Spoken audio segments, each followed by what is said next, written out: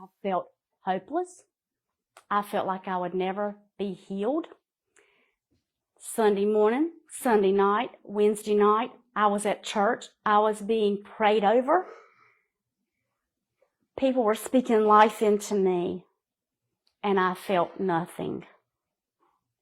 I was not getting relief, and so the darkness started creeping in.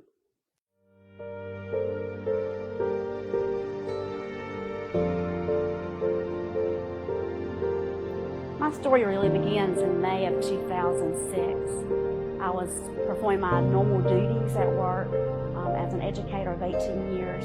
We had a function that afternoon for a retirement party. I had been asked to speak and prepared for that just as normally as anyone would do. However, when I walked off that stage that day, something happened. Not quite sure what was going on with me, but I knew I needed to remove myself from that room. They got me outside. I became unresponsive. When I got to the hospital, they had no idea exactly what was going on with me. For many hours afterwards, I was unresponsive. At that time, prayer teams were called. It just so happened that our board was meeting that night at our church, and they were called, and I was told later they fell on their knees and began praying to intervene on my behalf, as well as our women's ministries group and other people that I don't even know began praying that God would pull me out of whatever it was going on in my life. But I can remember my daddy's at my bedside when I came to, praying. I could hear him praying, and God answered his prayer because I came back. I became responsive. However, the question is still not answered, and I was in a lot of pain. But for weeks later, I was in the hospital, not able to perform my normal duties of even sometimes sitting up and preparing myself for the day. I can remember certain things not being able to do, such as reading the newspaper. I couldn't focus on things. I was in so much pain, severe headaches. They had said I was having seizures. They had said I had a stroke. But we still didn't really know. I tried to begin doing normal things again, but I seemed to be hitting roadblocks. A deep fog started coming over me. I tried to remind myself what God had already done. I knew He had healed me. I knew that night of May 16th that Satan tried really hard to take me out of here. I felt like that the devil knew the big picture God may have for me, and he was trying to rob me of that. But God snatched me out of His hands that night. And so I kept trying to remind myself, God's going to do it again. I'm going to be healed. But as the days went by and the weeks went by, we kept going to this doctor. We kept going to that doctor. We had this test done. We had that test done. Nothing seemed to change, and there were no answers. So I started giving up. I felt hopeless. I felt like I would never be healed. Sunday morning, Sunday night, Wednesday night, I was at church. I was being prayed over. People were speaking life into me, and I felt nothing. I was not getting relief, and so the darkness started creeping in. Closed the door to doctors. No more doctors in my life, because I didn't want to hear their story, because I'd had one to tell me what was wrong with me.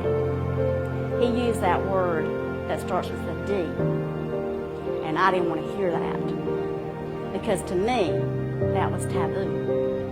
You didn't talk about being depressed. That was something that if you were depressed, something was wrong with you.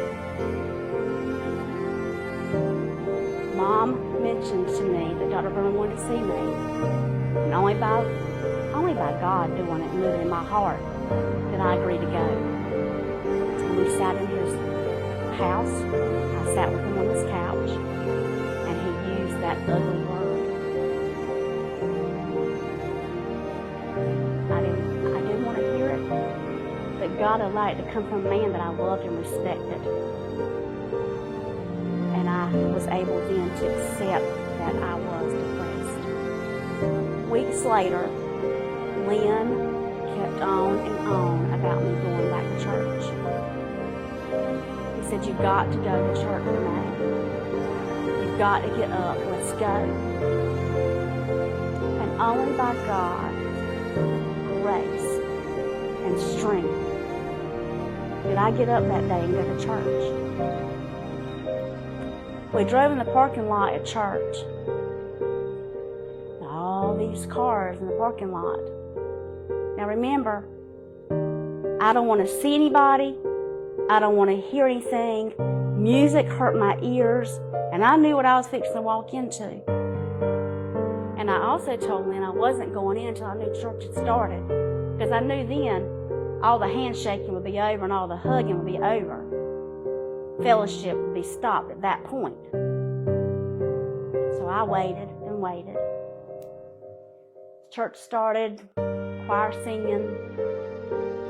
I wasn't really listening to the music. I was really trying to tune it out. Pastor Bobby Williams was our pastor at that time. And as usual, he would call for the sick to come forward for the elders to lay hands on. And I had been there many times for them to pray for me, to pray over me. And I knew what healing was. Because see, the Lord had healed me of asthma. And that's a whole nother story. I'd seen the Lord heal people gradually. But I hadn't got any results lately. So the altar wasn't somewhere that I really wanted to go. So I sat there, saw people going.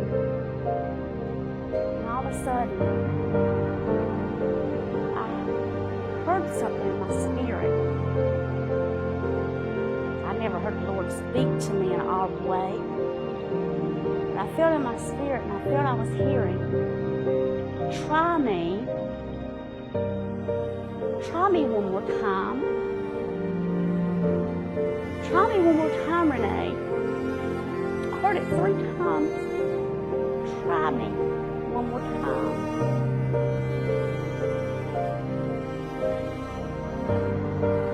I could barely move to get up, but I knew that I was supposed to.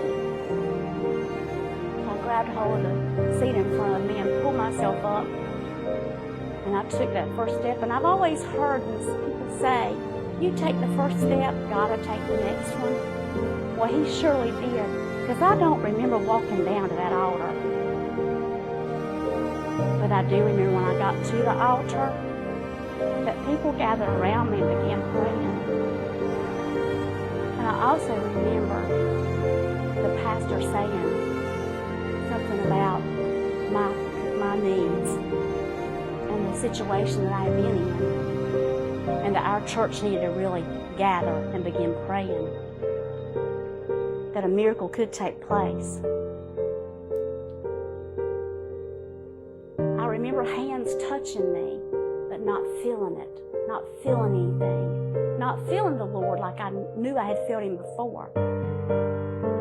But as people were being used by God, there was 3 special ladies in the sanctuary that morning that God was speaking to on my behalf.